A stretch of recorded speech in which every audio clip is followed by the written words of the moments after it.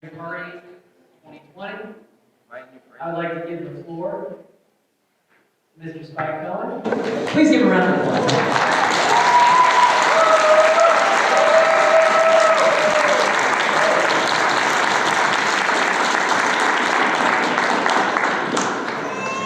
Libertarian Party of Tennessee. I am so excited to be here right now. I want to ask you real quick before I get started, who here is ready to take the power back? Usually I have to say I can't hear you, and we do it when you were that loud right off the bat. That's what I like about Tennessee. Tennessee will always have a special place in my heart, because for those who don't know, this is where I announced that I was running for the vice presidential nomination. December of 2019, and then I came back, 2 months later, or actually a month later, for your 2020 convention. And the last time I was here, I talked a lot about ponies and cheesy bread and nuclear power, free nuclear power, and zombies and a lot of other stuff. Now I'm going to talk about something that is far less fantastical, and that's how to get libertarians elected across the country all the way up to the White House. Whoever laughed at that, get out. No, no. So, as you probably know, I ran for vice president last year. Thank you.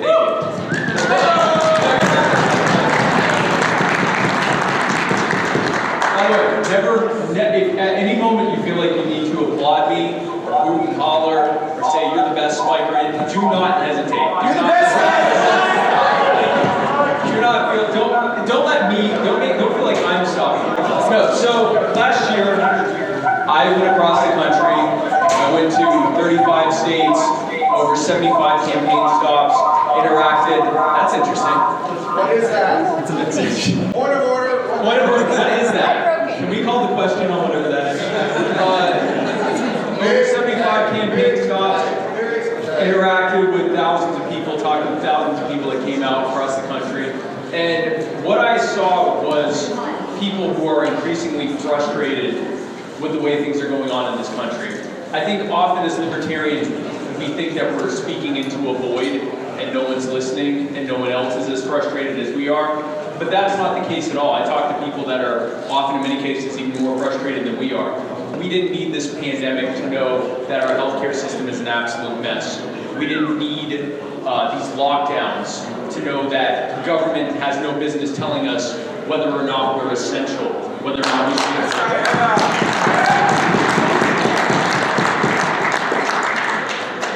We didn't need these ridiculous bailouts to know what happens when politicians are given the power to rise up. You start clapping. Do not. We didn't need these lockdowns or these bailouts to know what happens. Politicians take our money, they rob us. They rob future generations that don't even exist yet in the form of inflation to pay off the cronies who put them in office. I saw the frustration in the eyes and in the words and actions of everyday Americans across this country. And the reality is, when we are able to grow this party to a point where we can connect with them on a day-to-day basis, we will be able to win all the way. We'll be able to win all the way to the White House. Now, as you know, we got 1.2%. Now, it's interesting because I was disappointed when we got 1.2%. I wake up the next day and I had people congratulating me. And I said, hey, thanks. Why are you congratulating me for getting 1%? And so I was told all the things that we know that are true. It's the second highest number of votes that the Libertarian Party has ever gotten. It is the highest number of votes that the Libertarian Party has ever gotten during an election where a president is running for re-election. That's apparently a big difference in vote totals. It's the first time that the Libertarian Party has ever gotten third place in all 50 states and DC and Guam, interestingly enough. It's the first time that the Libertarian Party grew our gap from the other third parties wider than we've ever had before. All that stuff's true, and that's certainly good news. Everyone here, raise your hands if you're satisfied with that outcome. Yeah, me neither, right? We want to win. Here's what I saw going across this country. I saw what it takes for us to win. And it's important that we have a unified message at the national level. It's important that we be cultivating and building a culture of winning at the national level and work it down to the local level. But that's not where we're going to win. We're going to win right here at the state level. We're going to win right here at the local level. I did bus tour stops, I did fly-ahead tour stops, I did every type of campaign tour stop that you can think of. And what I saw was that people at the local level were able to do with pennies what it cost dollars to do at the national level. And they were able to do with the pennies more effectively what was being done with the dollars at the national level. That makes sense. As libertarians, we believe in decentralization. We believe in localization. We believe that the more localized and decentralized something is, the more effective and the more efficient it is. Well, that stands to reason that it would make sense that that's how we're going to be able to grow things for our party. So that's why I'm here. That's why I'm going to, I think we're booked already for over a dozen state conventions in person and close to a dozen others that I'll be doing remotely. That's why I'm going to be doing these, I'm going to be going to different states and doing workshops, talking with people about how to get more local candidates elected. That's why I started my third show, Culture of Winning, where I talk with libertarians who have been elected across the country. In fact, I had Trisha Butler on the show. Where's Trisha, by the way?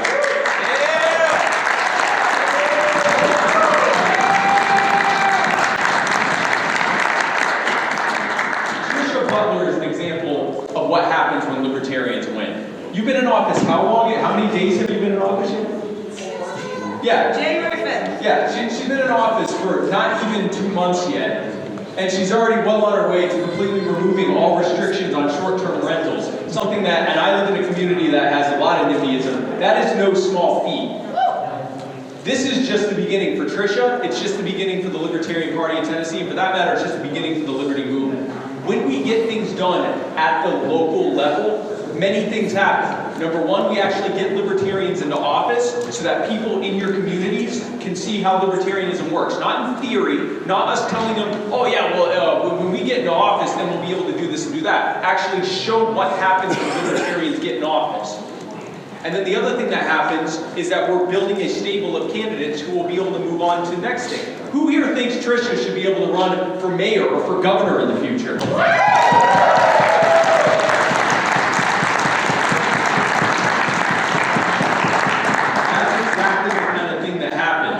We get libertarians elected. And the final thing that happens is we remove this narrative that libertarians can't win. When libertarians win, we kill that argument. That argument is done. That is why it's important to be able to do things at the local level. And that is why my commitment, and why I believe our commitment as libertarians should be right here at the state level and at the local level, growing the party. Who here wants to end the wars?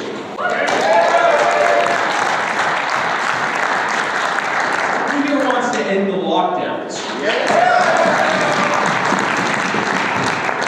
Who here wants to end the Fed and the war on drugs and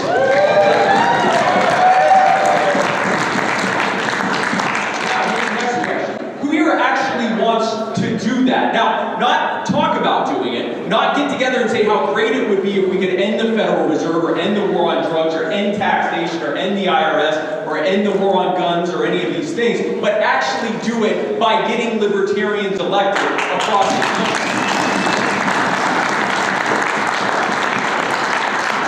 That's exactly what I want. That's what I'm here. That is what I will be spending the next several years working on with you here at the local level to get it done. Now, who's with me?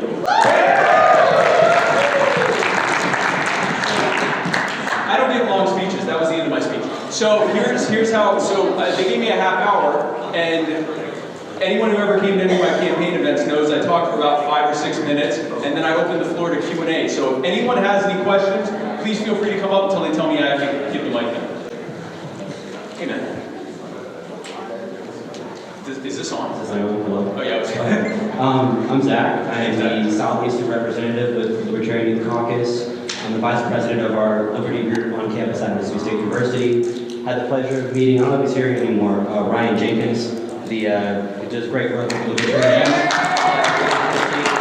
And so my question, I asked this question to Joe yesterday at our convention in Mississippi, and And so I'm going to ask you, what advice would you give people like me and Ryan about spreading the message of liberty on campuses, whether it be college, high school, or middle school? That's an excellent question, man. That's excellent. You know, it's difficult right now because of COVID, because of the lockdowns, because of some of the restrictions with schooling and things like that. Being able to do in-person stuff's a lot harder than it was.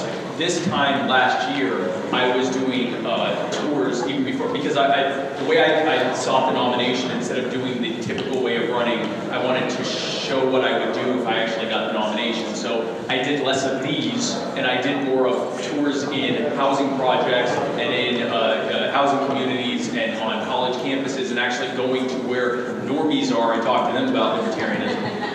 And so we had started a tour of the UNC system in North Carolina, and right as we were getting started, we did a couple of them very successful, and then all the lockdowns happened and everything shut down. So, but here's what I would say, especially as things begin opening back up. In general, the best way to reach anyone, and this can apply to the colleges as well. If I were in your university, in your college campus, the first thing I would do is reach out to all the other groups that are there.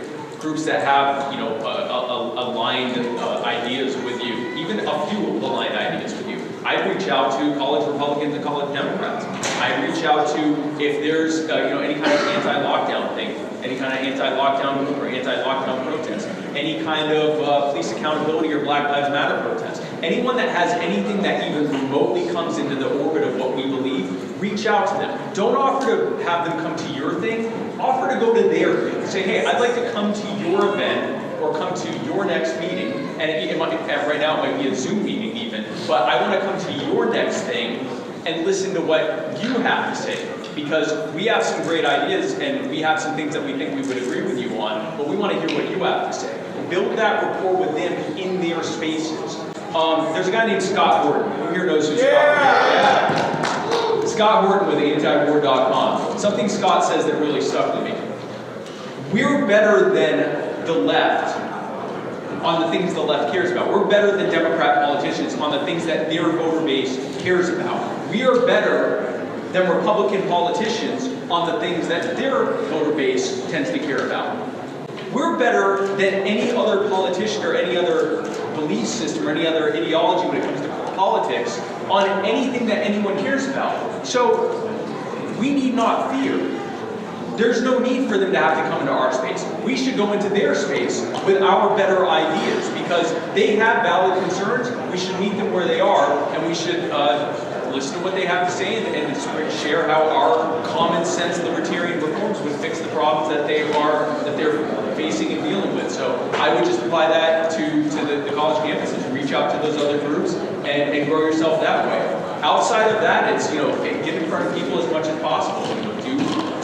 One thing that we were doing at UNC, we were going to the common areas and handing out pamphlets and asking them questions like, do you think you own yourself? Just to start a conversation. Those are the types of things you can do, but you're really going into their spaces and listening to what they're going to, LGBT groups, any kind of group that you can find that has any kind of thing that has, even if they disagree with us 95% of the time, reach them on that 5% of things, because most people aren't nearly as strong in their convictions as we are. We're a very hardy group when it comes to that, and we can pull people in because we have the best ideas and we have the most convictions. We just have to meet them where they are.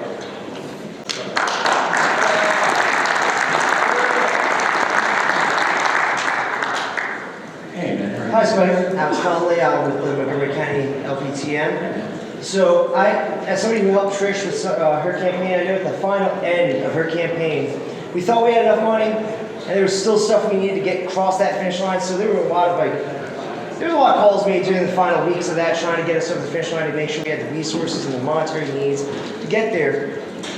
As somebody who has a huge following in the LPTN, what responsibility do you think some of the voices of the LP, such as yourself or Joe Jorgensen, do you believe there's responsibility there to, now that you guys are done campaigning yourselves, to help with that little push, to help make sure that fundraising objectives are met for local candidates, those down ballot tickets, because you have more of an appeal, more of a reach. Do you think that that's something that some of our figureheads at the top need to take more of a focus on? I think when you especially consider the fact that Tricia has a far better chance of winning her race, and the other Tricias that are running, Kara Schultz in Minnesota, Kalish Morrow in California, the people that won their races, and people in similar races, Marshall Burt in Wyoming, they were able to win their races and had a far better shot of doing so than anyone running on the national ticket.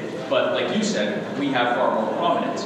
Not only, it's not even just, not only a question of responsibility, it's a question of utilitarianism. It doesn't make sense for us not to. Why would I not be here?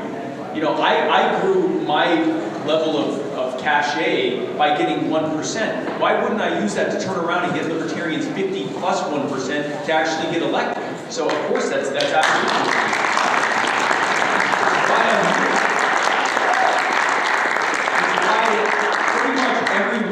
Between now and November, I'm not going to be home because, or if I am home, it's to do something there. Because we are going, that's exactly what I plan to do. It's not only my responsibility, because it was y'all. Now, I wasn't in Tennessee during the actual general election, but it was y'all helping me and Joe. It was people like y'all in local areas in every single state in this country that got us where we are.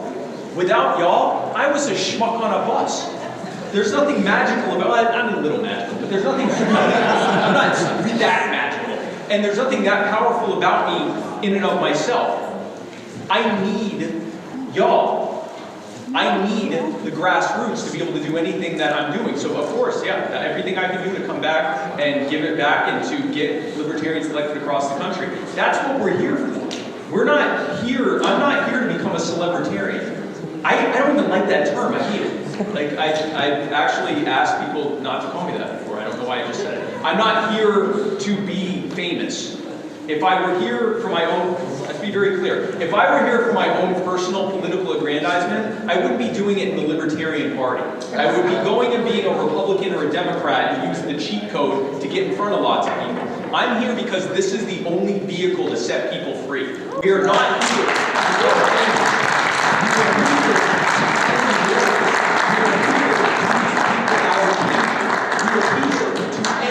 The systematic destruction of people's lives over things that they have no control over because they're not powerful enough to fight back. That's the only reason we're here. So not only is it a responsibility, but it's what we need to be doing. We need to get more Trishas elected. We need to get more people elected across the country, at the local level, at the state level, and eventually up to the federal level. Thank you. Go ahead. Okay, so general question. Given that the majority of this country is now,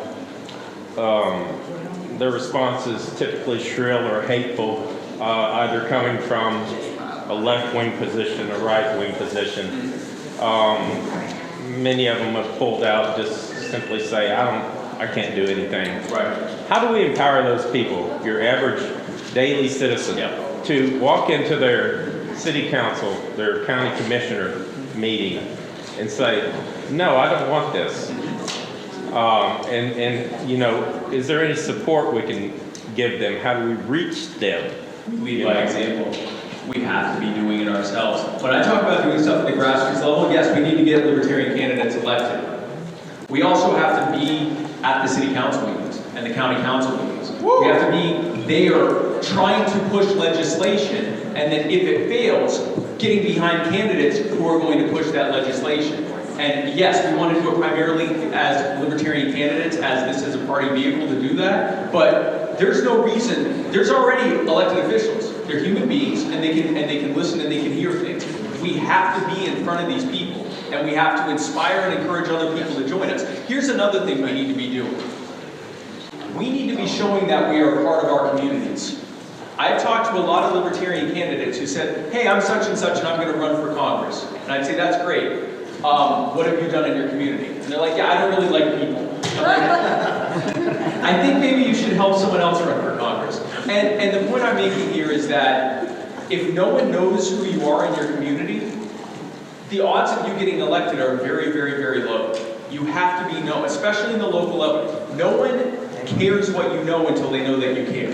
If they don't know that you're a part of the community and that you're involved, if you you haven't done charitable works, if you haven't been involved in a soup kitchen or something like that, or other charitable things, if you haven't gone to city council meetings and county council meetings, if you aren't somehow a pillar of your community, it's not going to connect. You have to reach people where they are. And another example of that is what Blair was talking about. You have to inspire people to also come and join you in doing those things. Okay, before my next question, after my next question, I have something very exciting to tell you. Mr. Cohen, Yes. when I attended your rally in St. Louis, you led us in a very brief yet enthusiastic end of Fed chant. Yes. Here in Tennessee, I'm here to ask if you'll lead us in a brief yet enthusiastic birds aren't real chant. Yes. When I say birds, you say aren't real. Birds. Aren't real. Birds. Aren't real. Birds. Aren't real. Birds. Aren't real. When I say birds, you say get a warrant. Birds. Get a warrant. Birds. Get a warrant. Birds. Get a warrant. When you see a bird, what do you tell it? Get a warrant. Why? Because birds aren't real.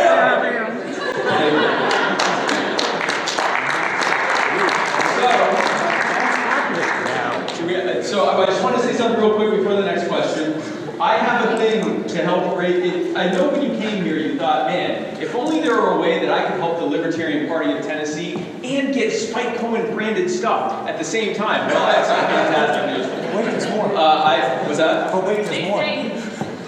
But wait, there's more. Oh, yeah. You're not going to believe it. So I have some stuff here, and I have a table out there as you're walking out to smoke. I have some grab bags that I put together of some goodies.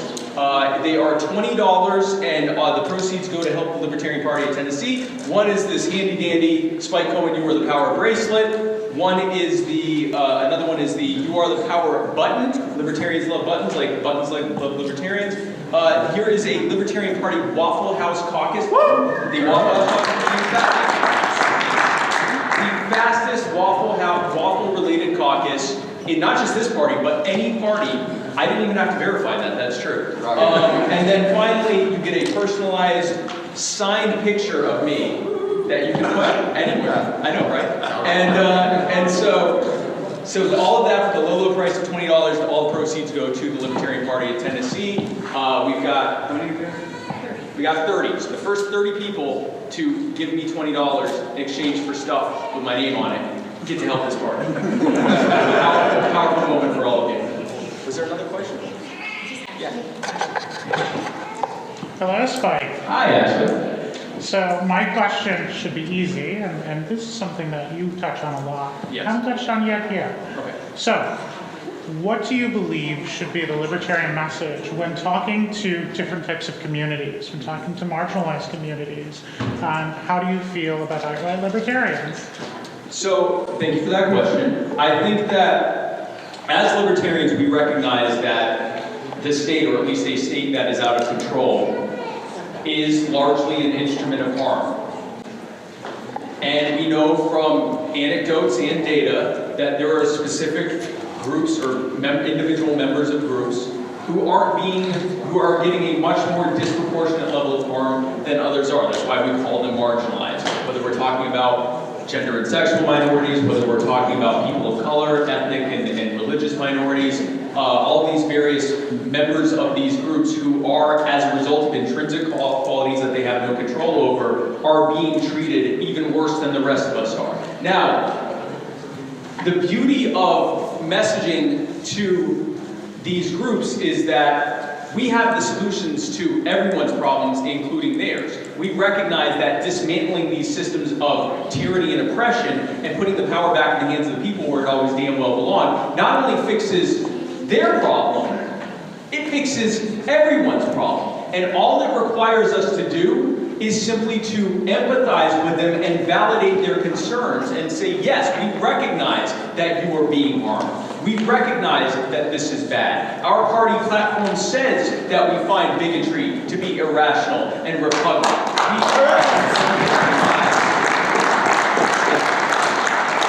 And we recognize that the most powerful way to end hatred and bigotry is to disempower it. Because when you take the power away, now a racist is just a prick with a bad opinion. Yeah. Now a right? Adolf Hitler in an HOA is a jerk that no one wants to talk to. And if he tries to invade someone's property, he'll do that one time and that'll be the end of it. Adolf Hitler in charge of a country leads to genocide and world war and all sorts of other terrible things. The problem is the power. When we dismantle the power, now bad people are small bad people. And they're on the same level of everyone else. So when we talk to these marginalized communities, we meet them where they are. We say, your life matters. We say, you are valid. We say you are deserving of love and respect just like everyone else. And we want to end the harm that's being done to you. And that harm ending just so happens to be what we're already fighting for. So it works perfectly well with what we're doing. Thank you.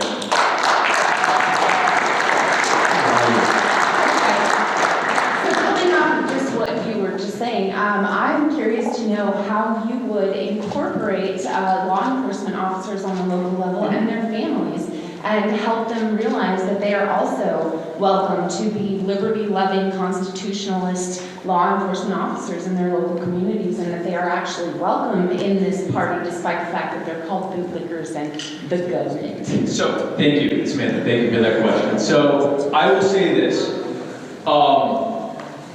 There is no one that we don't welcome into the party, obviously to the extent that they agree with us on our positions and so forth. I've actually been talking with and working with people in a group called Law Enforcement Action Partnership. I think that's what the P stands for. It used to be Law Enforcement Against Prohibition, and they've expanded outside of being against the war on drugs to now supporting things like ending qualified immunity, ending no-knock raids, ending civil asset forfeiture. Basically, if you go to it's called LEAP, Law Enforcement Action Partnership.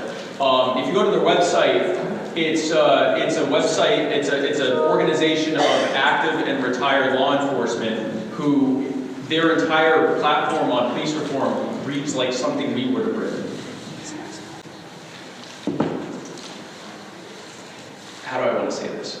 I am in a room full of libertarians, and the exits are far away from me. So how do I want to say this? I'm just saying I'm a strong guy. I'm not scared of you. So here's what I'm going to say. For a very long time in the anti-war movement, including the libertarian movement, we had a really bad way of talking to veterans. We called them baby murderers and killers, and we called them all sorts of terrible things. And then at some point we recognized that they agreed with us on ending wars.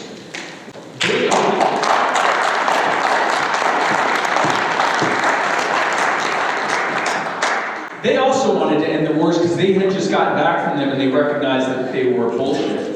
Sorry. Yeah. They were some gosh darn nonsense by no, they recognized it. I heard some horrifying stories from veterans that came out on the trail, things I'm not going to repeat because it's not necessary, and anyone here who's a veteran knows the kind of things that I would say. And they get it better than I ever could because I didn't serve and I wasn't over there. Now, I could have heard their story and said, you're a piece of crap, you're a bootlicking statist, child murderer, how dare you, you go to hell. That would have been very effective, right? That would have been a great way to outreach to that person. So I have some really good news for you. On the campaign trail, I had people come up to me who said, don't tell anyone here, but I'm a cop. And I thought, well, this should end well. And they said the reason that I don't want you to tell anyone is because, well, actually, I assumed that the reason that they didn't want me to tell because they were afraid the crowd would rip them to shreds. No, they didn't want their commanding officers to have to get back to them if they were there. I had I'd say well over a dozen police officers that came out to my event to tell them, I'm a cop, don't tell anyone. I and many people in my precinct or whatever fully support what you want to do. We didn't sign up to do this stuff. We didn't know when we were signing up at the age of 22 coming out of the military that we were going to spend most of our time either locking people up for owning a plant or giving people a hard time over a broken taillight. We didn't know that the main source of our job was going to be victimizing people over victimless crimes or being a revenue generating agency for the city or the state or the county or wherever they were working. We didn't know that. We wouldn't have signed up if we were going to do that. Here's the other thing I heard, and I often heard it from veterans. Either I signed up to protect my community or country if it's veterans, or I did it because it's what our family always does and I just wanted to keep the tradition, or I didn't have any other really good economic opportunity. These people are just like the veterans, except they're not doing it over there, they're doing it here. And it's easier for us to give the veterans an easier time because they didn't do what they did to us. Imagine if they had done over there what they did to us. That's the cops. Treat them the same way we treat veterans. Thank you. And I am not excusing what is done by law enforcement here. And I am not saying that we need to water down our message on police accountability at all. I'm telling you a lot of those cops agree with you. So in doing it, you don't have to say fuck the police while you do it. You can say hold the police accountable when they do the wrong thing. You can say end the war on drugs. You can say end civil asset forfeiture, no knowledge. You can say make sure that the law on paper, don't get what happens again. But you can say it in a way that doesn't alienate the very people who agree with you, and who, if we can get them to turn and get elected to sheriff, and get elected to positions where as a police officer, they can call for these reforms, which is far more powerful than me saying it. We have some serious allies here. We don't have to water down our message. We just don't have to be mean to them. That's all I ask you. Thank you. One more question, and then I'm not allowed to talk anymore. We're done with you. It sounds like it. It's like, you're just done with me. Okay, that's great. So, Mr. Cohen, yes. what is the definition of taxation? Extortion. Thank you. Extortion. People say taxation is theft, and it fits better on a bumper sticker than extortion. But the reality is, theft tends to indicate like, hey, you get back here. No, it's extortion. It's give me everything or I will ruin your life. Now, I don't have to tell this group that that's wrong, it's immoral, it violates the NAF, it's every terrible thing. I found on the trail, I'm expanding upon your question. I found on the trail that me telling someone that taxation is extortion didn't really connect with them because they were told their whole lives the same thing we were, that taxation is the way that we pay for the civilized society we live in where everyone's ripping each other to shreds. Yeah, the roads. And so what my answer to that is, I would say, no, we absolutely need those services. Which politician do you think is better suited than your local road builder to decide where the road should be? Yeah. No one can answer that. I'd say, who do you think primarily benefits from the roads? And they'd say, I don't know. I'd say, well, where are you going today? Well, I'm going to this store, I'm going to that store, I'm going to this store. And I'd say, okay, so it sounds like they're benefiting because they're making money. Why are you paying for the roads? Yeah. Uh-oh. I'd ask another question. I'd say, okay, who do you think should be paying taxes? And they'd usually say the rich or the corporations. And I go, okay. So they've now paid those taxes. Now they add the price of that to their overhead and sell that stuff to you. Who paid the taxes? That's how you reach people on the message of taxation. You tell them that it's inherently regressive. You don't use the term inherently regressive because they don't know what that means. But you explain the regressive nature of taxes. I'm talking now. You explain the regressive nature of taxes. You explain that it's harmful. I tell stories of people like Thomas Queter, who had nearly $250,000 spent by the state trying to get him a wheelchair that he could use. Right. And then he ended up crowdfunding it for $5 grand and getting one that actually worked. Yeah. I talk about that. The average person that's calling for Medicare for all hates the government. So just focus on that part. Do you trust the government? Why is our health care so expensive? Because the government worked with crony billionaires to make it expensive. Yeah, we agree. Who do you think would be in charge of health care if we had Medicare for all? Uh-oh. Just make people think through things. Don't tell them health care is not a right because they don't care. Don't tell them taxation is theft because they don't care. Don't tell them, definitely don't tell them, I'm not even going to repeat that, but don't tell them that either. Talk to them from their concerns, because they don't care if taxation is extortion because they feel like they're already being robbed, so now they're robbing back and getting the stuff that they need. So explain why that doesn't work. And we don't like that because we're not consequentialists or utilitarians. We have a moral foundation for why we believe what we believe. 95% of people aren't like that. They want to know how it's going to work for them. So we just explain it. We're right. If you're already better than the left on the things they care about, if you're already better than the right on the things they care about, if they're already better than the center on the things they care about, why the hell are we arguing with anyone? Why wouldn't we just listen to what they have to say and then explain how our solutions fix the problems that they're facing? So, with that, I will be over there. Actually, I'll probably be mingling, but if anyone wants any of my swag bag stuff, help the LPTN, have Spike Cohen stuff, bring it home to your kids, say, hey, look, kids, I have Spike Cohen stuff. And they're like, that's great, who's Spike Cohen?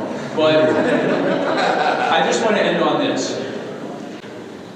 As you guys are deliberating over things, just remember why we're all in this room together. It's not because we wanted to argue over where the semicolon goes. It's because we want to set people free and end wars. And it doesn't mean that you can't argue about stuff. It doesn't mean that you have to prove that you don't have to prove you're right, because I'm certain you are. But just a slight amount of grace. Remember, the person you're arguing with also wants to set people free from cages, and that they're not your enemy. We are all friends here, and it helps for us to act like that occasionally. So, hey, thank you guys so much, and I will be back, I'm certain, very soon. And if anyone has any questions for me, or wants to talk, or have a selfie, or whatever, I will be around. And I just am honored to be working with you guys. Thank you guys. Thank you.